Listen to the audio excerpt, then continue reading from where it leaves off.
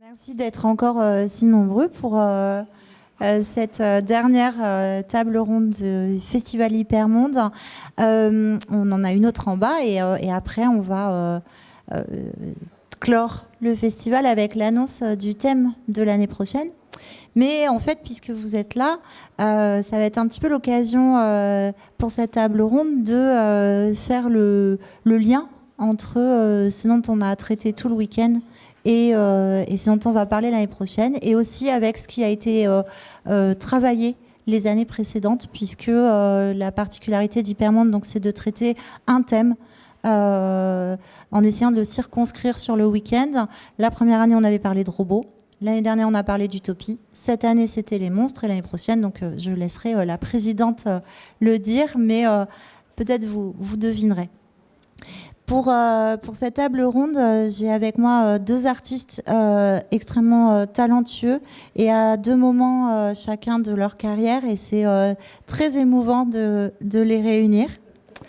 On devait avoir avec nous une troisième invitée qui n'est pas là, et du coup ça réoriente un tout petit peu la table ronde pour justement profiter aussi de ce dialogue possible peut-être entre eux. On verra comment ils ont envie de le faire, puisque nous avons avec nous donc Claire Garand qui a publié son premier roman, Paideia, pardon, je prononce bien, à la Volte, hein, et ce roman qui nous a beaucoup plu vient d'obtenir le prix Julia Verlanger, qui est une distinction vraiment très belle pour un très beau texte, pour un très beau travail. Voilà, et on a avec nous Pierre Bordage, donc Pierre Bordage qui lui, donc, il y a un autre moment de sa carrière, puisque lui il en a fait un peu plus d'un. Ben non, mais n'importe quoi.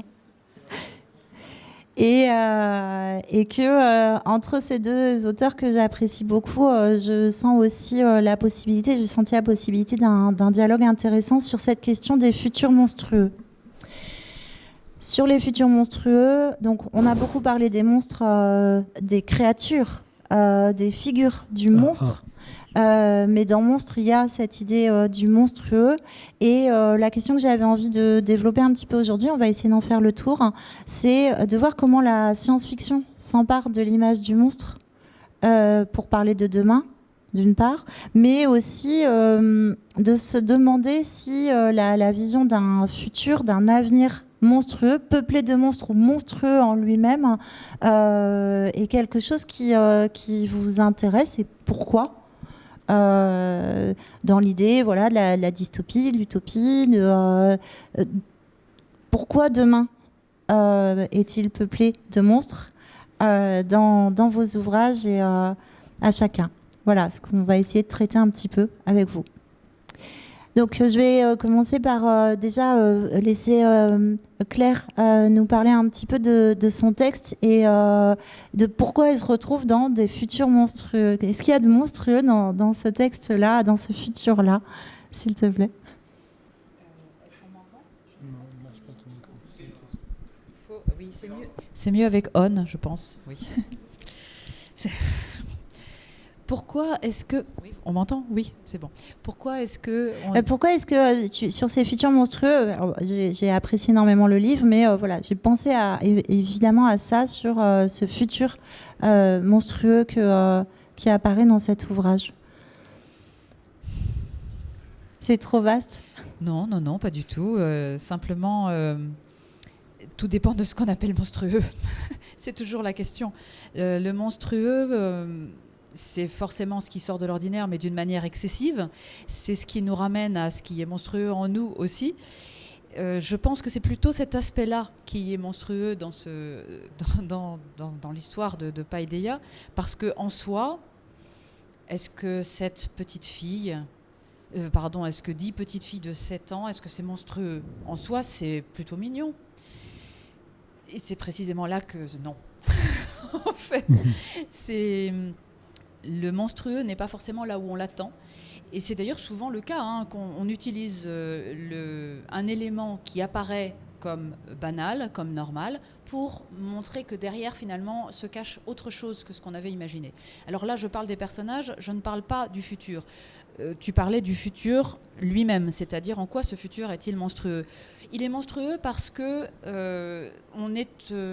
l'humanité est au bord de l'extinction, tout simplement, ce qui est assez classique dans la littérature post-apocalyptique. C'est vrai que ça a quelque chose de monstrueux de s'imaginer notre propre espèce au bord de l'extinction, c'est-à-dire que tout ce que nous avons créé ne pourra plus être lu, entendu, réinterprété. Donc oui, c'est sans doute une perspective relativement monstrueuse, si on veut. Donc en ça, oui, je pense qu'on peut considérer que c'est un avenir monstrueux. Merci. Donc, si on reprend un tout petit peu un pitch de l'ouvrage pour que, parce que je ne sais pas si tout le monde a eu encore la chance de le lire. Bon, est-ce que, parce que donc on est au bord de l'extinction, on a ces 10 petites filles. Est-ce que tu veux nous en dire un petit peu, parce que j'ai peur de spoiler des éléments, parce qu'on découvre. On ne peut pas ne pas spoiler quand on fait un pitch, difficile. mais c'est pas grave. Disons que effectivement, nous avons 10 petites filles, chacune dans une station spatiale en orbite autour de la Lune, chacune avec son couple parental, et elles sont à elles 10, les derniers espoirs de l'humanité, puisque l'humanité n'existe plus, la planète Terre est morte, et est morte empoisonnée, et donc il ne reste que ces petites filles-là. Elles sont sur le point d'avoir 7 ans, elles vont bientôt descendre sur la Lune, quand elles auront 7 ans, c'est-à-dire au moment où commence le roman, c'est 3 semaines plus tard, elles auront 7 ans, donc 3 semaines plus tard aura lieu la descente, la fameuse descente sur la Lune, et quand elles seront sur la Lune, elles iront dans le village lunaire qui est reconstruit par leurs parents depuis 7 ans, depuis leur naissance donc. Et là, en tout cas, l'héroïne, voilà, elle se dit, je vais grandir sur la Lune, je vais pouvoir ensuite me étudier, travailler à ses prochains voyages d'exploration, parce que son objectif, c'est explorer l'univers. C'est ça qu'elle veut faire. Mais ça n'est évidemment pas ce qui va se passer. Donc oui, cet univers est monstrueux parce qu'il laisse déjà très peu de possibilités à ces êtres humains qui sont les derniers de l'humanité. Et elle va se rendre compte qu'en réalité, elle ne va pas devenir exploratrice. Elle va être destinée à porter les embryons de la future humanité. C'est-à-dire qu'elle va être la mère de la future humanité, l'une des 10 mères. Et en fait, ça ne lui plaît pas du tout. C'est pas ce qu'elle avait prévu. Donc, elle dit non. Et voilà. Donc, oui, c'est un avenir monstrueux parce que, tout simplement parce que ça n'est pas ce qu'elle souhaite. Si ça avait été ce qu'elle avait souhaité, dans ce cas-là, c'est un avenir merveilleux. Mais quand ça n'est pas ce qu'on souhaite, ça devient monstrueux.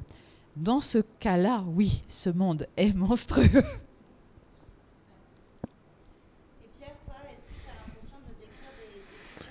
Oui, j'en ai écrit quelques-uns. Ouais. Ils ont pris plusieurs formes. Dans les derniers hommes, c'est évidemment tous des post-apocalyptiques ou des apocalyptiques. Dans les derniers hommes, il n'y a plus que quelques tribus qui survivent. Toutes les eaux ont été empoisonnées sur Terre. Et il y a une tribu qui s'appelle les Aquariotes qui sait retrouver les dernières réserves d'eau potable laissées par les armées des 2 camps ennemis. Donc voilà, on va suivre les alentours des Aquariotes et on va s'apercevoir qu'il y a une apocalypse programmée sur eux à laquelle ils vont tenter d'échapper. Et donc ça, c'est le monstrueux étant que l'humanité a disparu, enfin une grande partie de l'humanité a été tuée, ce qui n'est pas très sympathique. Et puis que les bagarres entre clans recommencent de plus belle, alors qu'ils sont peu nombreux et qu'ils ont intérêt à s'unir pour survivre. Ils sont jusqu'à se battre et à prendre le contrôle des autres tribus. Ça veut dire devenir calife à la place du calife. Et tant qu'il y aura cette idée-là, ce sera toujours aussi monstrueux. Donc voilà. Mais il y a Solman, nous boiteux, etc. Il faut lire le livre où il y a des possibilités de rédemption et de rachat, finalement. J'ai fait le futur monstrueux, là, au sens presque physique du terme, avec les fables de l'impur, où les personnages sont mi-animaux, mi-humains. Ce sont des chimères qui régressent vers l'animal, qui perdent leur langage peu à peu, et qui ont 3 doigts au lieu de 5, qui ont, pour les hommes cochons, des groins à la place du nez, etc. Et l'un de ces hommes cochons va se sentir mal à l'aise lorsqu'il y a une cérémonie de grut collectif, et qu'il n'est pas d'accord avec ça. Et il va s'enfuir parce qu'il est amoureux d'une Troya. Il va s'enfuir de l'enclos de son village. Ce faisant, il se livre aux prédateurs sauvages, aux prédateurs qui vivent à l'extérieur du village, hein, c'est-à-dire qui ne sont pas contrôlés par les hurles qui contrôlent tout le reste. Les hurles, ce sont les loups. Et il va partir en quête des dieux humains qui auraient existé autrefois, d'où le titre Les Fables de l'impur, hein, ce qui se prononce impur, ça s'écrit H-U-M-P-U-R, ça veut dire l'humain pur, c'est le sens contraire de ce qu'on entend. Ouais, j'ai bossé. Hein. Et il va partir en compagnie d'une femme hurle, Tia, qui est une leude, c'est une sorte d'aristocrate, et qui va toujours hésiter entre le manger et tomber amoureuse de lui. Tantôt elle est amoureuse de lui, tantôt elle a envie de le manger parce qu'elle a faim. Donc la faim, ça tue l'amour. Hein.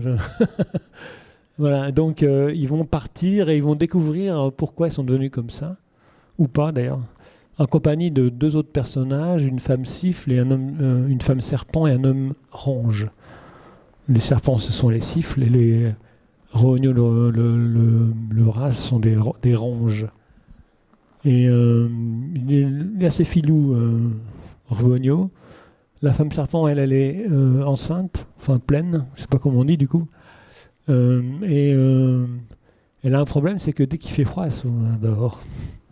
Elle perd toute vigilance. Et voilà. Donc ces 4 personnages vont s'unir pour aller au bout de la quête, etc.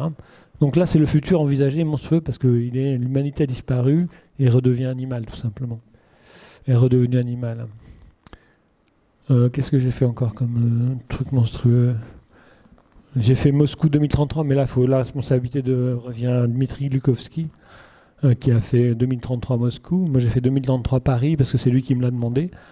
Et il y a une monstruosité qui se développe dans le métro, parce que les gens vivent depuis longtemps dans le métro, et à Paris, hein, et ils sont dans le noir permanent, il n'y a pas de jour, il n'y a pas de saison. Il n'y a rien quoi, qui indique une notion du temps. Donc ils survivent là-dedans sans trop savoir ce qu'ils font. Et il y a des mutations qui se développent. L'une est particulièrement intéressante parce que ce sont des petites filles qui ont des grosses têtes et des corps difformes. Les garçons, ça s'appelle les devines. Elles sont capables de deviner, oui c'est ça, de voir des scènes du futur ou de voir des scènes qui se passent à distance. Les garçons devinent, meurent en bas âge. Seules les filles survivent. Et il y a un pasteur d'une église, il y a toujours des églises chez moi, hein, j'ai remarqué, qui décide de faire la guerre aux monstres. Ce qu'il appelle les monstres, c'est-à-dire les mutants. Donc il commence à faire la guerre aux monstres et voilà, il y a cette notion de la monstruosité. Et le futur est monstrueux parce qu'évidemment le pasteur c'est le plus monstrueux de tous. Donc voilà, il y a ça. Et puis qu'est-ce qu'il y a encore comme... j'ai fait le futur apocalyptique dans le feu de Dieu, où là c'est carrément les éléments qui se déchaînent et qui détruisent l'humanité parce que l'humanité n'a pas pris soin de sa planète. Donc il y a une éruption volcanique type Yellowstone. Hein, c'est le Yellowstone qui est un volcan géant se réveille. On ne donne pas cher de notre peau parce que ça va dégager un tel nuage de particules il y a plusieurs dizaines d'années à redescendre. Et que donc ça peut provoquer un froid glaciaire immédiatement, et donc tuer une grande partie de l'humanité, quoi. J'en ai encore d'autres peut-être. On a plein d'autres en fait. C'est vrai ? Oui. J'en oublie ? Oui. Ouais, mais j'oublie tout ce que j'ai écrit petit à petit. Bon, on va y revenir. Ouais. Du coup, l'un comme l'autre, en fait, je me demandais, là on est dans la science-fiction, tu n'as pas fait que de la science-fiction, mais le monstre, la créature, elle nous vient plutôt du merveilleux, de la fantaisie, et pour autant on en retrouve en science-fiction. Alors, on peut en avoir de différents types, hein. On peut avoir des robots, des Terminators monstrueux, on a des aliens évidemment, souvent ce sont des extraterrestres, hein, où on peut avoir des humains qui mutent, comme c'est le cas dans vos romans. Est-ce que vous pensez qu'on traite les monstres de la même manière en science-fiction qu'en merveilleux? Est-ce qu'ils ont le même rôle, on les utilise de la même manière, ou est-ce que c'est très différent pour vous? Alors ça peut être dans ce que vous avez écrit ou dans vos lectures aussi. Finalement, est-ce qu'ils ont le même rôle dans la fiction, même si ce sont des genres différents? Comme tu veux. Pour moi, de toute façon, le monstre, quel qu'il soit, n'existe que parce qu'il y a une forme de normalité, quelle qu'elle soit, hein, vraiment. Donc, interroger en plaçant un monstre, c'est forcément interroger la normalité, ou en tout cas ce qu'on considère comme tel.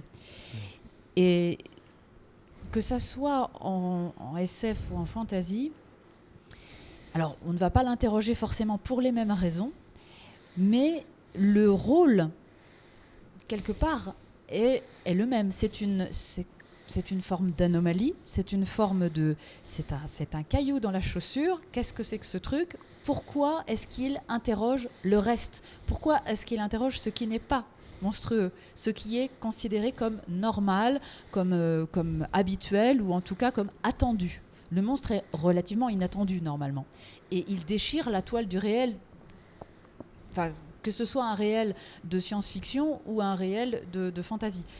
Donc en tout cas, à la racine, il me semble que la fonction vraiment de base, pas la fonction, le fonctionnement est le même. Après, on lui donne une fonction différente selon ce qu'on veut montrer grâce à lui. Est-ce que le genre lui-même modifie la fonction? J'en suis pas convaincue. Il me semble qu'on peut trouver des fonctions similaires, par exemple si on veut interroger le monstre qui est en soi, ou bien la monstruosité d'une société, d'un monde, d'un système politique. Cette fonction-là, elle peut être remplie aussi bien dans un décor de science-fiction que de fantasy, me semble-t-il. Donc à la base, il me semble que le fonctionnement est le même, que les fonctions, elles, peuvent être différentes, mais je n'ai pas le sentiment, en tant que lectrice, de voir une vraie différence sur ce plan entre, par exemple, c'est vraiment très opposé, mais entre le portrait de Dorian Gray, qui serait plus du côté du merveilleux, et Alien. C'est-à-dire qu'il y a de la monstruosité dans les deux cas. La fonction peut nous renvoyer à ce que nous considérons comme monstrueux. On le dit d'une manière différente, très différente, mais voilà, pour moi, à la racine, la fonction, le fonctionnement est identique. Je ne sais pas ce que tu en penseras. Je fais le grand écart. Jusqu'alors, j'en pensais à rien. si. Le monstre n'est qu'une question de regard, j'ai l'impression. Quand on regarde une créature qui est tellement éloignée de nous, et tellement grande, tellement qu'on est effrayé, et c'est ce qui peut arriver à des astronautes ou des cosmonautes découvrant une planète avec une faune inconnue, ça nous paraîtra monstrueux d'emblée parce que ça ne correspond pas à nos critères de regard, hein, tout simplement. Mais par ailleurs, si on va plus loin dans l'exploration de l'autre, on va pouvoir trouver qu'il a des qualités, qu'il n'est pas celui qu'on croit, etc. Et il y a aussi le monstre. Moi, j'utilise des monstres selon le regard que je veux porter dessus. C'est le monstre très méchant, le vrai monstre méchant, qui est là pour, en quelque sorte, faire passer un test au personnage. Qu'est-ce qu'on va faire? Est-ce qu'on va être courageux? Est-ce qu'on va être lâche? Est-ce qu'on va fuir? Est-ce qu'on va essayer de protéger les autres? Là, c'est le monstre qui est révélateur. Et peut-être révélateur de soi d'ailleurs, peut-être révélateur de ce qu'on a à l'intérieur. Et puis effectivement, il y a le monstre qui est miroir. Le monstre qu'on rejette parce qu'on rejette sa propre monstruosité, c'est ce que tu disais tout à l'heure. Et que donc, on est d'autant plus radical avec le monstre qu'on fuit sa propre monstruosité. Donc il y a des fonctions différentes, comme tu disais. Moi, je les utilise pour des raisons souvent inconscientes d'ailleurs. Je ne calcule pas que je vais utiliser un monstre comme ça se fait tout seul. Quand j'en ai besoin, ça vient, enfin, etc. Donc Et puis il y a le monstre comme Absalom, qui est un monstre humain, un tueur psychopathe et tout. Qu'est-ce qu'il a manqué à Absalom pour devenir un humain ordinaire, enfin ordinaire, qui devienne l'humain, l'être humain qu'il est en réalité. Il a manqué un regard d'amour, tout simplement. Donc voilà. Voilà ce qui m'a motivé quand j'ai créé Absalom, c'était est-ce que je peux regarder un monstre, un type qui tue les femmes en les décervelant, en leur éclatant le crâne, est digne d'intérêt, est digne de rédemption. Et je suis parti avec lui, on voyage dans l'espace pendant 120 ans. Mais à vous de découvrir la suite si vous ne l'avez pas lu. Mais il y a une possibilité peut-être de rédemption. Il a été réédité magnifiquement cette année, Absalom. Du coup, c'est d'autant plus agréable de le lire ou de le relire. Ouais, c'est marrant parce que tu as dit que Claire avait eu le prix Verlanger cette année. Je l'ai eu en 93. Ouais, ça fait 30 ans, quoi. Voilà. C'était assez drôle. Pour Absalom ? Non, c'était pour les guerriers. Moi, du coup, j'essaye de pousser un petit peu là-dessus sur cette différence fantasy et SF. Il y a quelque chose qu'on va pas trouver en fantasy, a priori, c'est le monstre mécanique. Tu évoquais Alien, et dans Alien, on a cette créature monstrueuse, l'extraterrestre, qui est monstrueuse parce qu'elle est très très différente, et puis parce qu'elle est quand même assez dangereuse. Je peux dire quelque chose par rapport à ce que tu viens de dire. Fantasy, oui, mais le fantastique, surtout les producteurs de monstres. Les monstres, c'est des déclinaisons du démon, finalement. Dans le bestiaire chrétien, par exemple, vous avez des monstres, des bestioles qui ne sont pas vraiment sympathiques. Donc, je pense que le fantastique a été le plus gros pourvoyeur de monstres, parce que, quelque part, c'était des mises en garde de l'Église contre ses fidèles. Et oui, c'est très religieux. Enfin, à mon avis, le fantastique, c'est un genre qui prospère sur le religieux. Et donc, les monstres religieux sont les plus effrayants de tous, quoi. Et ça remplit le rôle du fantastique qui est de faire peur. Et du coup, mais c'est bien que tu le dises. Je choisissais Alien comme exemple mais on va rebondir sur ce que tu dis aussi. Dans Alien, il y a ce monstre et puis il y a ce robot qui lui n'est pas monstrueux d'aspect, mais d'attitude, qui est sans doute pour moi pire. Et si on revient sur ce que tu dis, on est au 19e, on est en plein fantastique, et puis on a Frankenstein. Et Frankenstein, qu'est-ce que c'est ? Est-ce que c'est du merveilleux ? C'est une machine. Donc il y a eu plein de discussions sur c'est le premier roman de SF, puisque c'est une machine. Quelque part, cette créature. Et puis en même temps, il y a quelque chose de magique encore à cette époque-là. Donc bon, ces deux exemples-là, et puis aussi ce que vous pouvez traiter, est-ce que finalement, en SF, on ne va pas pouvoir aller incarner avec des monstres mécaniques, des monstres robots, quelque chose qu'on ne peut pas faire en fantastique ou en merveilleux, qui est la peur de la technologie, qui est nouvelle et qui apparaît donc évidemment en même temps que la SF, puisque on ne pouvait pas en avoir peur avant. Et ça nourrit beaucoup la science-fiction. La science-fiction, elle grandit et elle pousse avec l'essor de la technologie. Donc là, est-ce qu'on n'aurait pas une différence ? Parce que toi, c'est une question. Il y a l'humain, évidemment, mais il y a ces robots aussi qui occupent beaucoup ton roman. C'est très intéressant ce que tu dis, parce que bien évidemment que le robot dans Alien le robot, l'androïde, est monstrueux. Il est monstrueux parce qu'il est semblable à nous, tout en étant subtilement différent. Alors, je ne sais pas comment ça se traduit. Je ne parle pas du tout anglais couramment, mais le concept, je l'ai entendu en anglais, c'est l'uncanny valley. Ce qui... Pardon ? La vallée de l'étrange, merci. Donc, c'est ce petit fil qui nous sépare des androïdes extrêmement semblables aux humains. Il y a eu des statistiques qui montrent que plus le robot est semblable à l'humain, plus il fait peur à l'humain. Mais des robots Android d'aujourd'hui, qui sont créés aujourd'hui. Et effectivement, ça nous paraît de plus en plus monstrueux parce qu'un robot qui a bien une tête de robot avec des boulons qui dépassent, bon, ça va, on sait que c'est un robot, voilà.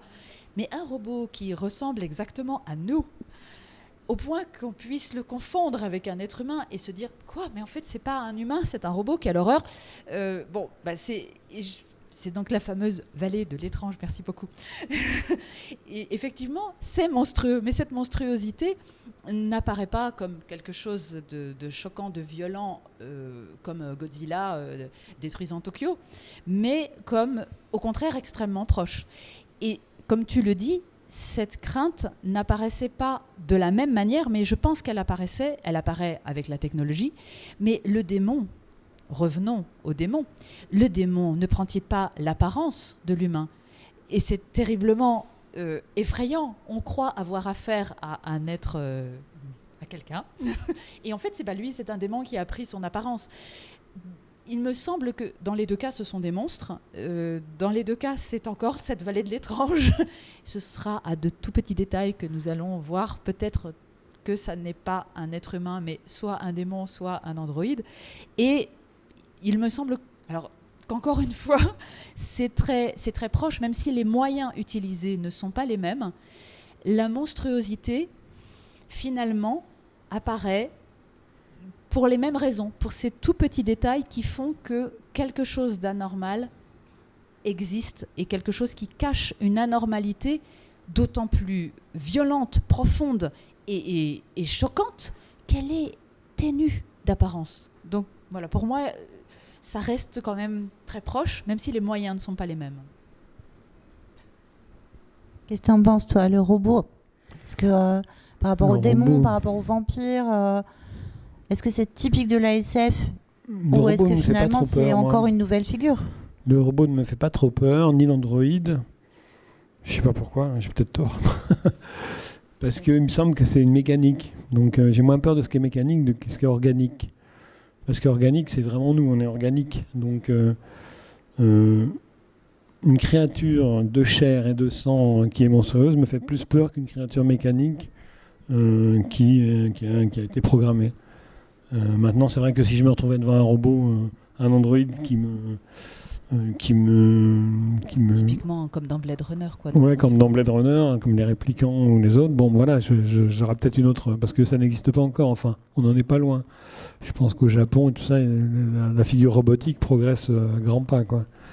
Donc, on sera confronté tôt ou tard aux robots. Peut-être qu'on aura besoin des robots à forme humaine pour accompagner la solitude de certains, et qu'il y aura une demande d'avoir des compagnons robots. Il y a eu un film là-dessus d'ailleurs, je pense, ou Her, le film avec Joaquin Phoenix, où il tombe amoureux de la voix simplement. Donc il y aura peut-être une demande d'assistance robotique, ou que les humains finiront par s'habituer à la présence des robots. Tant qu'un robot n'aura pas étranglé un humain dans son sommeil, on sera assez cool. La loi d'Asimov interdit ça normalement, mais la loi d'Asimov sera peut-être pas trop respectée jusqu'au bout, on ne sait pas très bien. Jusqu'où peuvent aller les intelligences artificielles, puisque ça c'est la peur ou le désir de l'intelligence artificielle. Si on vous dit l'intelligence artificielle vous permettra de vivre plus longtemps, vous seriez peut-être d'accord pour en avoir un petit peu à l'intérieur de vous.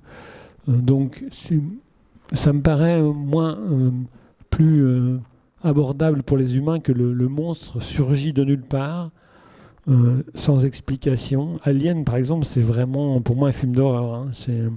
C'est le comble du fantastique, parce que c'est la créature qui surgit de nulle part pour bouleverser le quotidien d'un vaisseau, hein.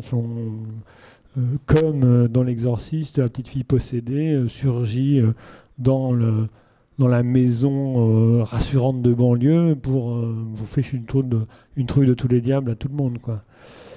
Donc ces monstres-là me font beaucoup plus peur, moi, parce que j'ai l'impression qu'il y a une notion de surnaturel, enfin de franchissement d'un espace qui fait que on est un peu impuissant devant de telles apparitions. Si maintenant j'étais explorateur spatial et que j'allais sur une planète lointaine et que je découvrais une créature qui me paraît monstrueuse, je ne sais pas comment je réagirais parce qu'elle est monstrueuse. Si elle est monstrueuse par son apparence, rien n'indique qu'elle soit agressive pour l'instant. C'est pas parce qu'elle est monstrueuse que je dois lui foutre une rafale de désintégreurs cosmiques dans la tête. Donc, comment réagirais-je? Je ne sais pas, parce qu'on ne les connaît pas, les créatures on ne connaît pas non plus les autres, d'ailleurs. Donc, ouais, c'est dans ça. ce cas-là, c'est peut-être nous qui serons le monstre. Oui, bien sûr. Le monstre surgit de l'espace. Exactement, parce que là, pour la créature, nous sommes peut-être le monstre. Peut-être notre apparence est monstrueuse, mais qu'on ne le sait pas. Parce que nous, on est habitués à notre apparence, mais elle est peut-être pour certains monstrueuse. Je pense qu'une fourmi qui nous regarde, elle dit putain, c'est quoi cet engin, quoi? Je vais lui piquer le talon, on va voir. Bon. Et tu l'as traité ça un petit peu dans le 10e vaisseau, le regard d'autres créatures sur l'être humain. Oui, le grombe, par exemple, le grombe est donc un grombe qui a une apparence différente parce qu'il a un cou très très long qui peut allonger à volonté déjà. Il a une sorte de tête avec un allongé, avec des yeux un peu noirs et globuleux. Il a un corps très fin, ce qui ne l'empêche pas d'avoir une certaine force, une grande force même. Et il marche tantôt à 4 pattes, tantôt à 2 pattes, ce qui fait qu'il fait comme ça. Et donc il est un peu étrange, mais en même temps il parle assez bien je ne sais plus comment j'appelle la langue universelle, l'uni, je crois. La langue s'appelle l'uni.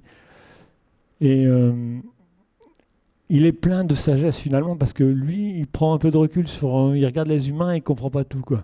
Parce que lui, il a une forme de reproduction qui n'est pas comme la nôtre. En fait, les grombes, quand ils meurent, ils ont un os qui va se régénérer et qui va donner naissance à une nouvelle créature. Donc, il ne comprend pas ce que c'est que le sentiment amoureux, il ne comprend pas le partage à 2 personnes, il ne comprend pas tout ça. Et il interroge sans arrêt, parce qu'il est curieux, sa coéquipière humaine, qui s'appelle Flog, qui est la responsable mécano du vaisseau. Et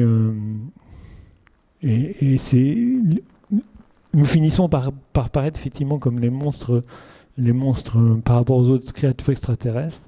Extraterrestre est un mot faux d'ailleurs, parce qu'on n'est plus sur la Terre depuis longtemps, donc extraterrestre ça ne veut rien dire. Donc ce serait plutôt, moi je les appelle les ENA, les espèces ni humaines ni animales, c'est l'acronyme. Et donc, nous pouvons paraître, pour d'autres créatures, complètement laids et effrayants. Dans ton roman, ce sont les petites filles elles-mêmes qui s'interrogent, surtout celles qu'on suit, sur ce que sont les autres, avec comme des jeux de miroir. Et comment cette héroïne, elle montre, elle fait ressurgir le monstrueux des autres. Tu penses au harcèlement dont elle est victime? Oui.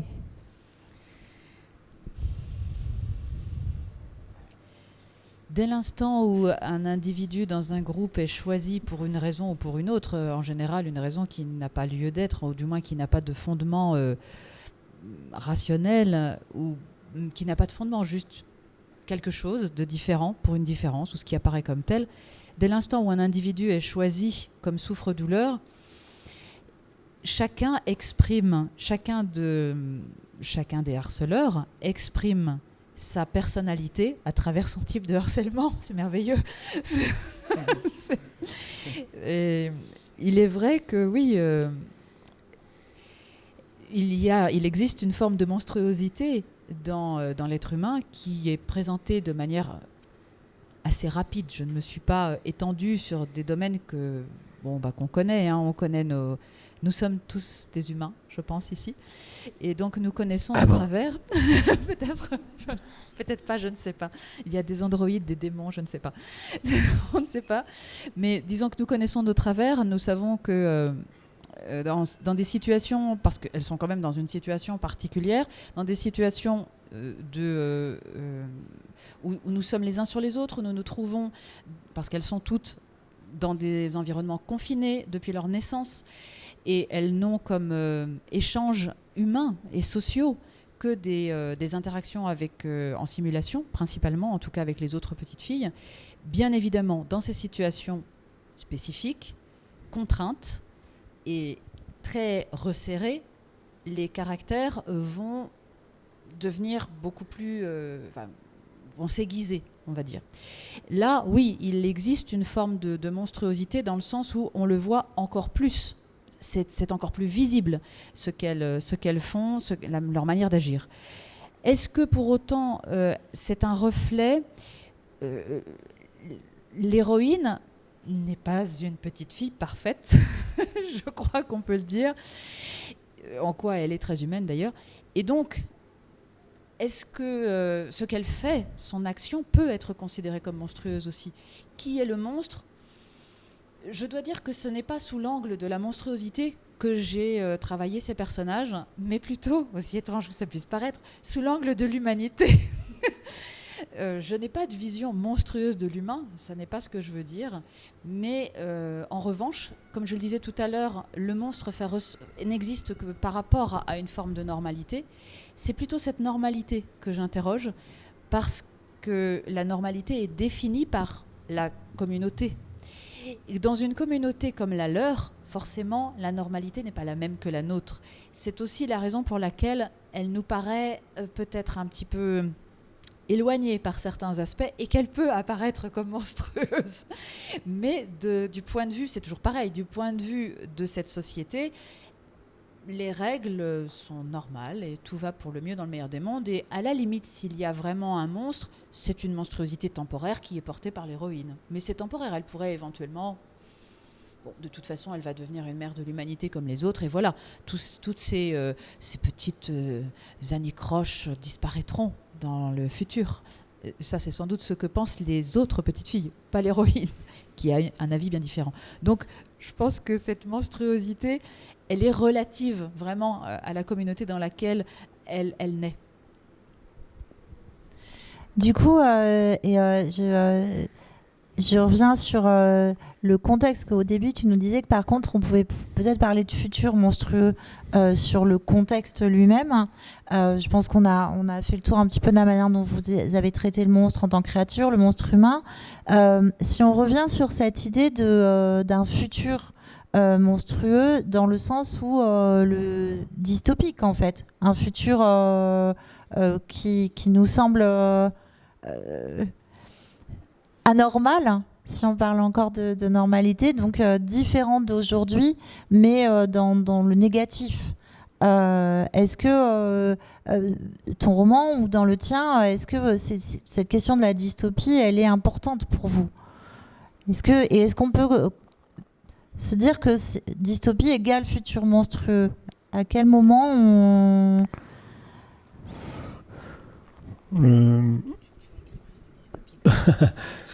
Oui, ça paraît monstrueux de la dystopie parce que, évidemment, l'humanité n'y trouve pas son compte. Après, ça dépend ce qu'on fait comme dystopie, mais généralement, on décrit des futurs sombres. Ce qui s'appelle, par exemple, dans la tradition hindouiste, ça s'appelle le Kali Yuga, c'est-à-dire c'est la déesse Kali avec ses colliers de crâne qui détruit un peu tout, quoi. Mais ça précède une autre ère. La destruction précède la reconstruction. Donc, quand on raconte un futur dystopique, on essaie d'être sombre, peut-être pour attirer l'attention du lecteur. Si on continue à aller dans cette direction-là, on risque ça. On risque la destruction, on risque les morts en masse, etc. Mais quelque part, on a l'espoir d'une reconstruction, d'une renaissance. Donc, je pense que le dystopique est très positif finalement. Parce que il paraît monstrueux, mais derrière le monstre, il y a aussi des possibilités d'évoluer, de prendre conscience de qui on est, de ce qu'on fait, et d'essayer d'y apporter des solutions à nos propres autodestructions, quoi. Donc,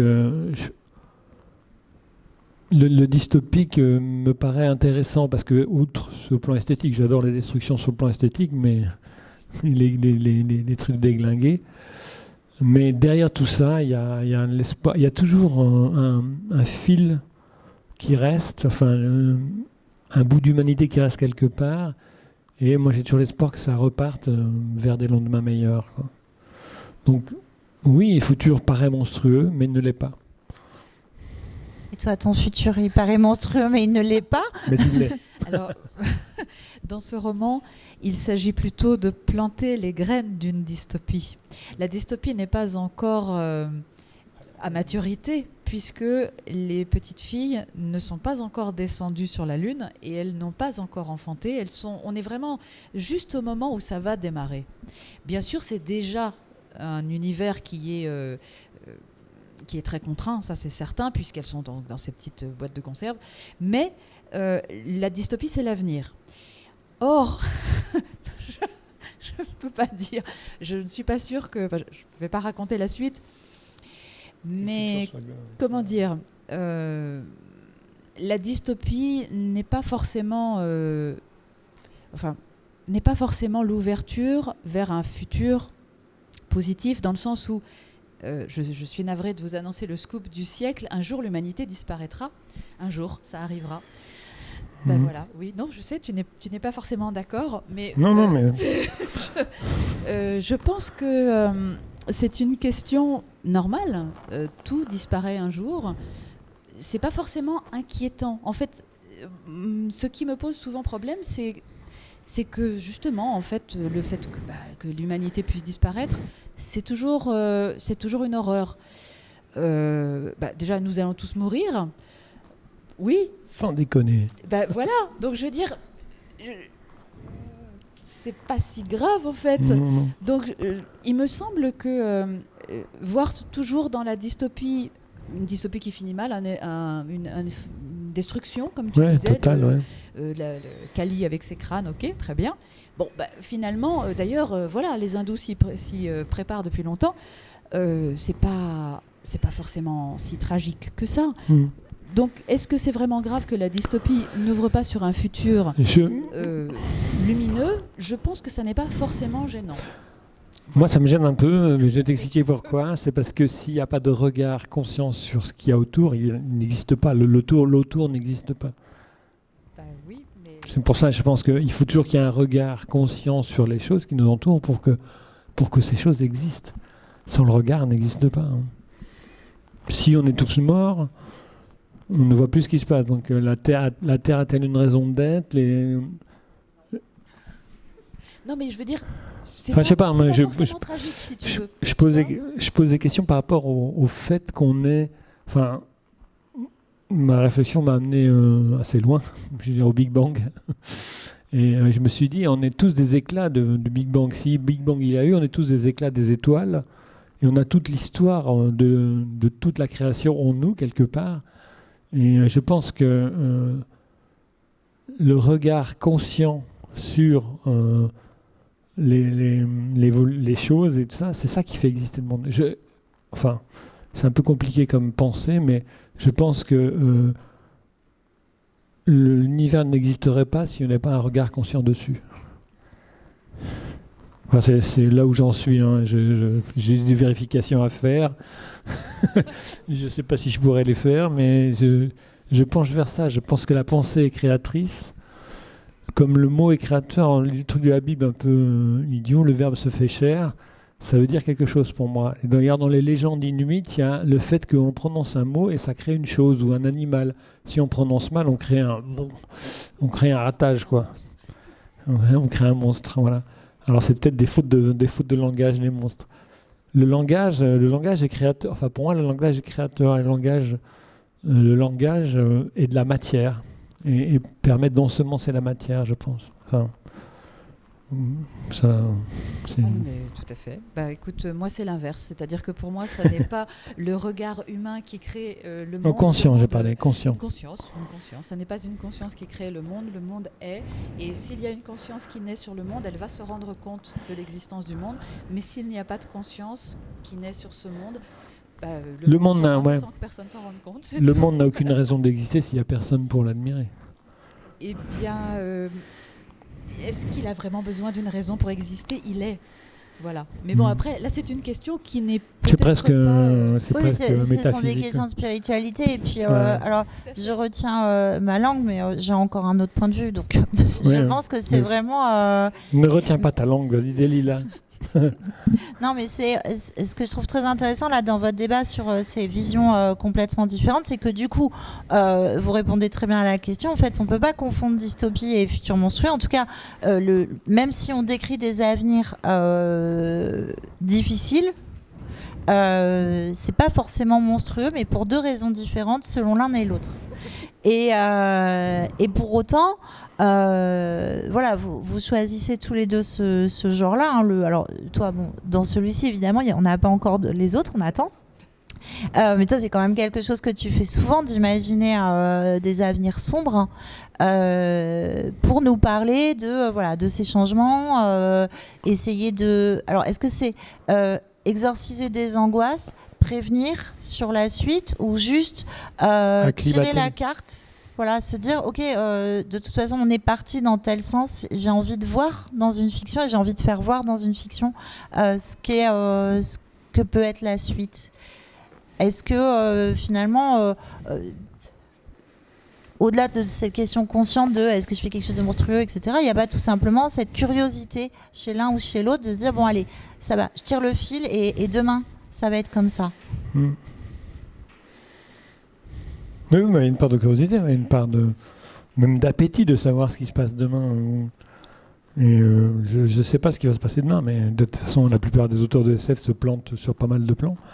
Mais je suis très désireux de savoir ce qui se passe demain, même si je dois vivre mon présent, parce que c'est mon présent. Mais mon présent me dit d'aller voir demain, donc je vais voir demain dans mon présent, quoi. Mais après, je n'ai pas la prétention de décrire le futur. Peut-être que je ne suis pas un devin. Il faut savoir que la plupart des auteurs, enfin très peu d'auteurs de science-fiction ont vu arriver la micro-informatique, c'est quand même tout simplement énorme. C'est-à-dire que tout le monde imaginait le grand HAL qui domine tout le reste, qui gère le monde. Or, l'informatique, c'est fragmenté pour atterrir dans nos poches. Donc, on peut être modeste et par rapport au futur, quand même, parce que le futur n'est pas écrit, c'est sa caractéristique. Et donc, il peut prendre tous les détours. Donc, mais ça m'intéresse de faire mes propres détours, d'aller voir un petit peu. Et les automates de prêt vont fermer dans 5 minutes. Merci de venir enregistrer vos documents. Bonne soirée. ça, c'est On est en plein monstrueux. SF là. Hein. Ça, c'est vraiment monstrueux. C'est les automates de prêt. Ils nous prêtent un automate, c'est ça? Et toi, pourquoi tu choisis le genre de l'ASF là? C'est pour tirer un fil? C'est de la curiosité? C'est pour de l'exorcisme, hein? C'est quoi? Pas du tout pour ces raisons. Alors, moi non plus, je ne suis pas devin et ça ne me viendrait pas à l'esprit d'imaginer une anticipation pour les raisons que tu as dites, entre autres, à savoir que qu'on a quand même de fortes chances de taper à côté. Non, en fait, moi j'ai choisi le genre de la science-fiction tout simplement parce que ça me permettait de mettre des personnages encore plus vulnérables que des personnages classiques dans une situation encore plus critique qu'une situation classique. Donc ça n'est pas pour créer, pour imaginer un avenir, par exemple, pas du tout. Moi, je n'imagine pas une seconde que l'avenir puisse ressembler à ça. Mais alors, pas du tout. En revanche, ce qui m'intéressait, c'était vraiment de placer ce personnage vraiment dans une situation impossible. Et pour trouver une bonne situation bien impossible, oui, c'est mon côté sadique, je me suis dit, rien ne vaut une bonne boîte de conserve dans le vide. Parce que là, mais il y a absolument aucune échappatoire.